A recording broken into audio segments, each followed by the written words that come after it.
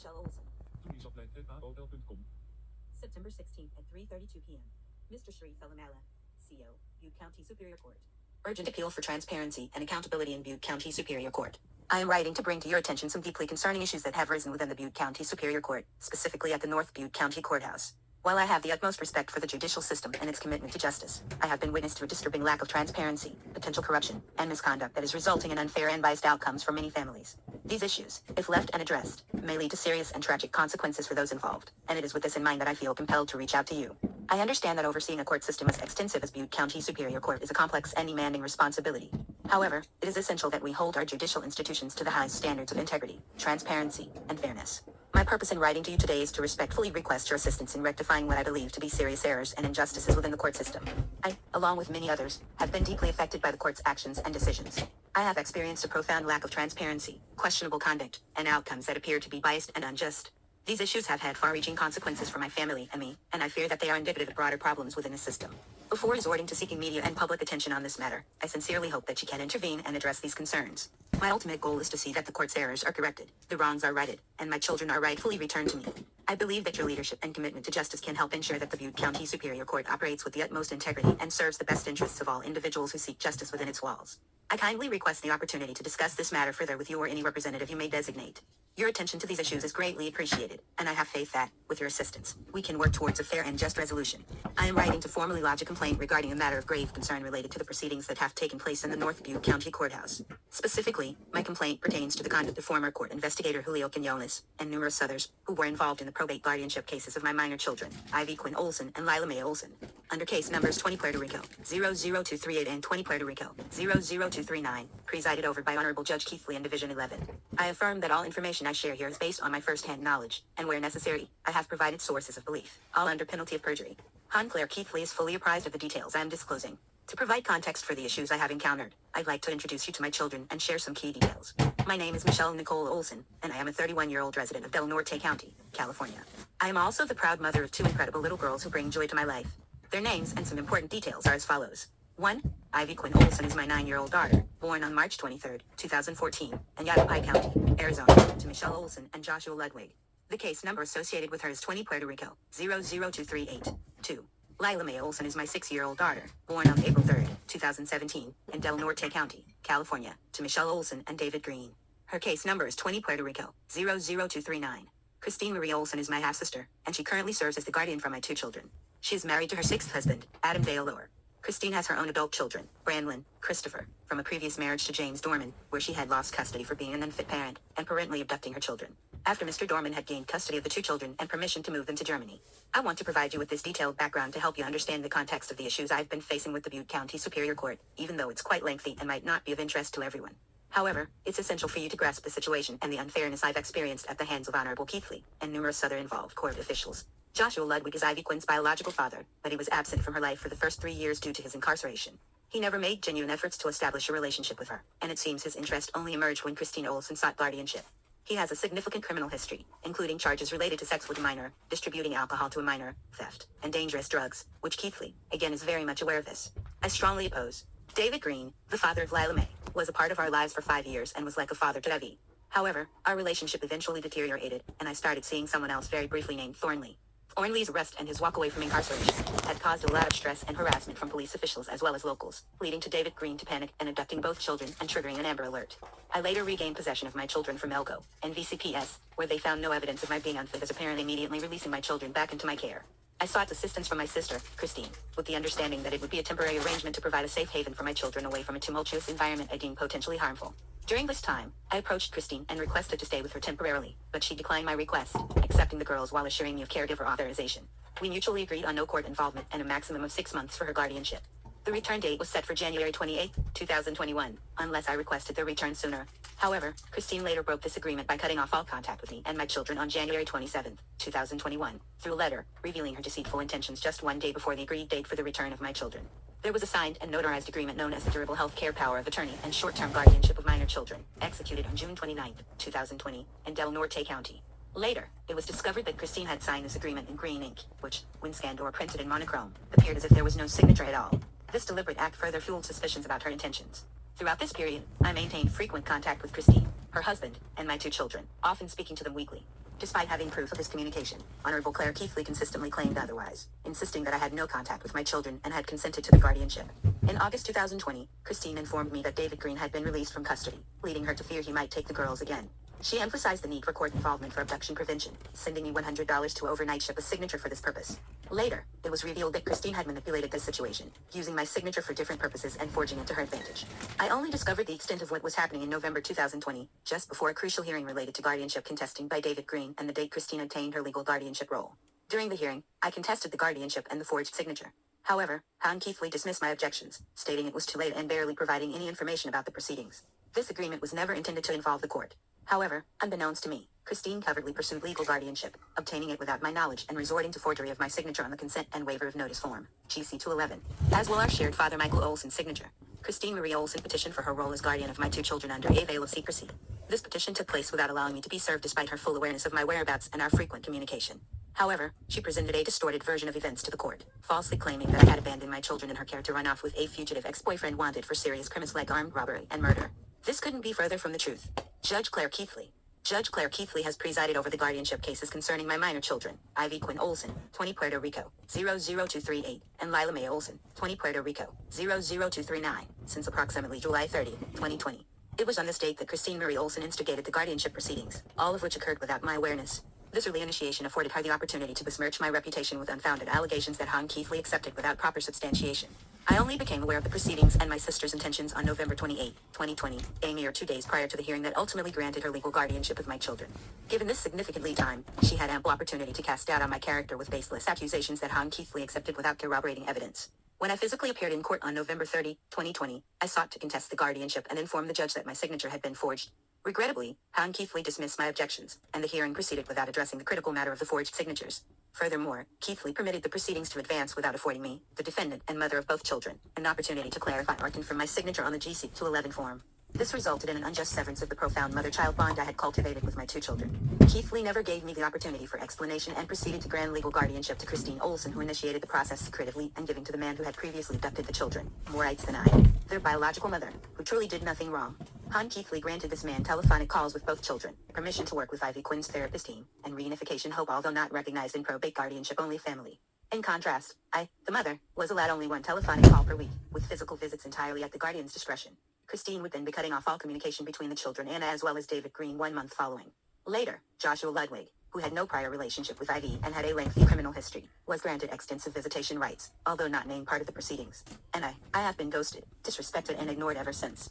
I have been navigating this legal battle without legal representation because I couldn't afford it, and could not find anyone willing to help with this complex issue.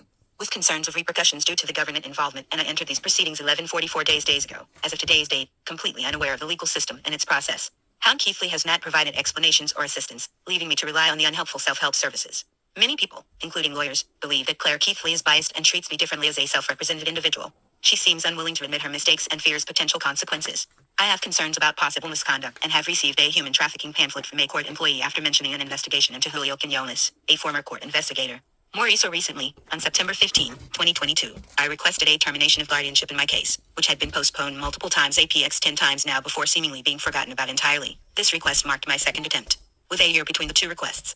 During the evidentiary hearing for my first termination of guardianship request, Han Keithley prevented my witnesses from fully participating. She asked the guardian if she wanted my witnesses present, and upon her refusal, they were silenced. The physical witnesses were allowed to speak, but I introduced my witnesses, including Brandolyn T. Dorman and Keith Tripp, who had relevant information regarding Christine Olson's behavior and actions. Despite my efforts to raise concerns and tell my side of the story multiple times, it feels like I have been ignored and unfairly treated by Judge Keithley.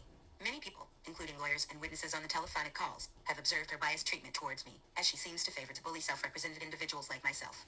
I have also faced accusations and threats of being labeled a vexatious litigant for mentioning the guardian's criminal past, which I believe is crucial to highlight for the court's understanding of her character.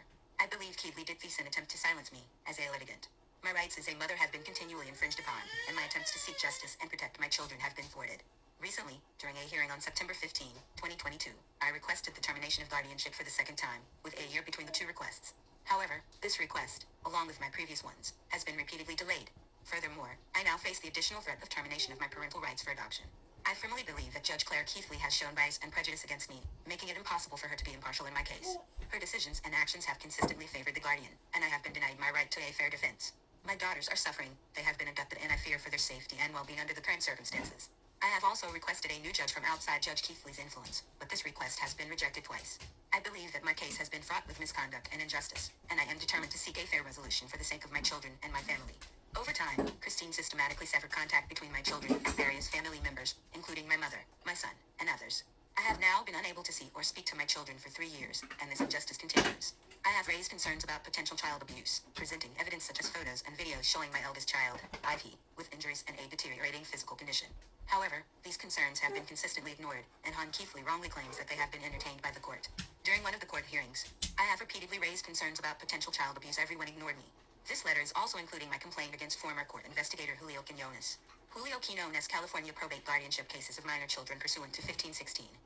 This part of my complaint centers on Mr. Quinones' actions, which have led to severe damages resulting from his inaccurate reports and recommendations to the court. These erroneous reports directly contributed to the lawful separation of my beloved children from me. Mr. Quinones' report and recommendation pertaining to my request for the termination of guardianship were submitted on April 8, 2021, at the North Butte County Courthouse. It has come to my attention that this report contains false claims regarding my alleged substance abuse issue at the time the letters of guardianship were issued on November 30, 2020. I want to unequivocally state that this assertion is entirely devoid of truth, and no substantiated evidence supports Mr. Quinones' baseless allegations. These untrue accusations had a profoundly detrimental impact on my efforts to regain custody of my children. Furthermore, within the same report, Mr. Quinones falsely asserts that I attempted to abduct my children by visiting the mental health facility where my daughter, Ivy Quinn Olson, was receiving treatment. I categorically deny this allegation, and there is no factual basis to support this claim. My visit to the facility was prompted by the guardian's consent for me to speak with the therapists involved in my daughter's treatment. However, while the guardian provided the facility's location, she did not furnish the names of the therapists, necessitating my visit to gather this essential information. During my visit, a gentleman named Daniel assisted me in locating the correct building and even accompanied me there. When I thought I recognized the guardian's husband, Adam Lure, I immediately altered my course and contacted my mother for guidance. Following her advice, I called the facility to request to speak with someone following my daughter's session. However, this call induced a panicked reaction on the facility's part, seemingly due to information supplied by Christine, and I promptly left the premises with my friend. At no juncture did I engage in any abduction attempt, nor did I impersonate anyone, as falsely alleged by the guardian. In addition, Christine subsequently asserted that she had conversed with Aaron Leone, a clinician supervisor at the facility, and contended that he recommended contacting the police. However, my conversation with Mr. Leone revealed no recollection of such a discussion, and he refuted making any such recommendation. It is crucial to highlight that the guardian made conflicting declarations to different court divisions, alleging an attempted abduction in one instance and claiming that I demanded the return of my children from the facility staff in another. These inconsistencies cast doubt on the veracity of her accounts. Furthermore, there exists no record, logs, or documented evidence of the purported incident because it never occurred. Regrettably, Mr. Quinones failed to conduct a thorough inquiry into this matter before incorporating it into his reports to the judge, upon which critical decisions were rendered. I had contacted Chief LPD immediately after having her served my first termination of guardianship and addressed my concern and fear that my sister would take off with my children. Officer Passmore from the Butte County Chief LPD took my call. If needed, I can provide the log number for this incident. Unfortunately, they refused to perform a wellness check on my children that night. I even informed the court investigator about my concerns, but he dismissed them by saying that my sister wouldn't take off with my kids as it would be illegal.